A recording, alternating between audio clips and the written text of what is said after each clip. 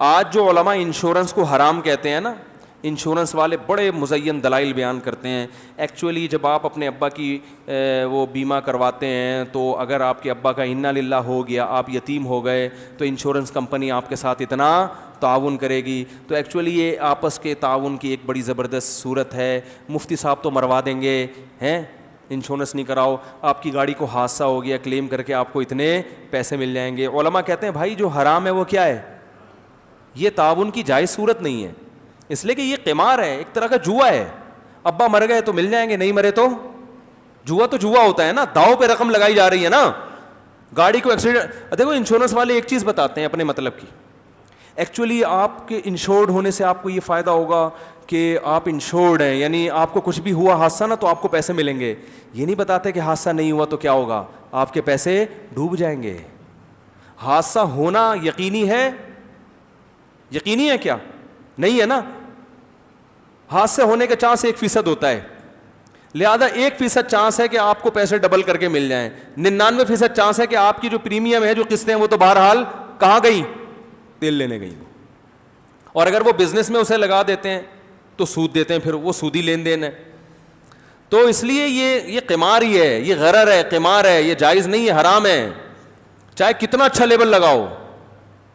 تو غریب کے ساتھ تعاون. پھر انشورنس کا آلٹرنیٹ ہے کیا, یہ بھی تو ایک ضرورت ہے نا بھائی. ایک دم اتنے بڑے بڑے اس کا آلٹرنیٹ میں ایک بیان میں بتا چکا ہوں, بہت تمیز سے بہت اچھے آلٹرنیٹ اس کے موجود ہیں جو غیر اخلاقی بھی نہیں ہیں, شریعت کے مزاج کے عین مطابق بھی ہیں, اور اس میں بہت غریبوں کو بہت فائدہ بھی ہے. لیکن وہ یہ انشورنس کمپنیاں کبھی اس کو اختیار نہیں کریں گی, کیونکہ ان کا مقصد لوگوں کے ساتھ تعاون نہیں ہے. ان کا مقصد پیسہ کمانے کا ایک جدید طریقہ, تعاون کا لیبل ہے, مقصد کیا ہے, پیسہ. جبکہ عرب جو جوا کھیلتے تھے تعاون کا لیبل نہیں تھا, واقعی تعاون کرتے تھے. اور آج انشورنس یہ پیسہ کمانے کا ذریعہ ہے. اس کی سب سے بڑی دلیل یہ کہ ابا اگر بیمار زیادہ ہوں تو انشورڈ نہیں ہوتے, پھر وہ پہلے ڈاکٹر جا کے چیک کرے گا کہ بھائی دیکھنا ان کا 50 سال مزید زندہ رہ سکتے ہیں کہ نہیں رہ سکتے. اگر ابا کو کسی قسم کی کوئی بیماری نہیں ہے, کورونا سے بھی احتیاط کر رہے ہیں, وہ بہت زیادہ دیکھ لیا, پھر وہ کہتے ہیں بھائی یہ بیمہ پالیسی پھر لائف انشورنس ہوگی, ٹھیک ہے نا. اور اگر حالانکہ ضرورت کس کو ہے, جس کے ابا کے مرنے کا چانس زیادہ ہے, اس کے بچوں کو زیادہ ضرورت ہے نا. ارے کیا ہو گیا, جو ایسی جگہ پہ رہتا ہے جہاں آگ لگنے کا اندیشہ زیادہ ہے. دیکھو کراچی میں 1 to 5 ایک دور میں اس کی انشورنس نہیں ہو رہی تھی کیونکہ 1 to 5 چھن رہی تھی. تو ایسے موقع پہ تو انشورنس کی ضرورت پبلک کو زیادہ کہ نقصان کی تلافی ہو. انہوں نے کہا نا نا نا نا نا, جب امن و امان ہوگا 1 to 5 کوئی نہیں چھینے گا, پھر ہم کیا کریں گے, اب اپنی بائک کی انشورنس کروائیں. تو یہ بزنس ہے. دیکھو راشن جب ہم تقسیم کرتے ہیں کوشش کرتے ہیں جہاں لوگ بالکل بھوکے مر رہے ہو وہاں دیں نا, ایسا ہی ہے نا.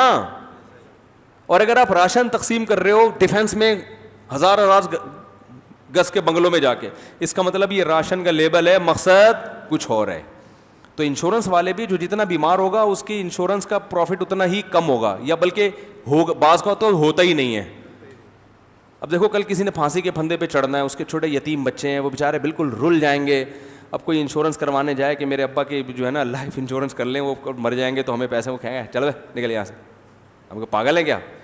تو یہ باہمی تعاون بھی نہیں ہے, ٹھیک ہے نا. سمجھ میں نہیں آ رہی میرا خیال ہے بات. پھر اللہ نے کہہ دیا انشورنس حرام ہے, تو کیا ہے بھائی, حرام ہے. لاجک سمجھ میں آئے نہ آئے, سمجھ میں آ رہی ہے بات.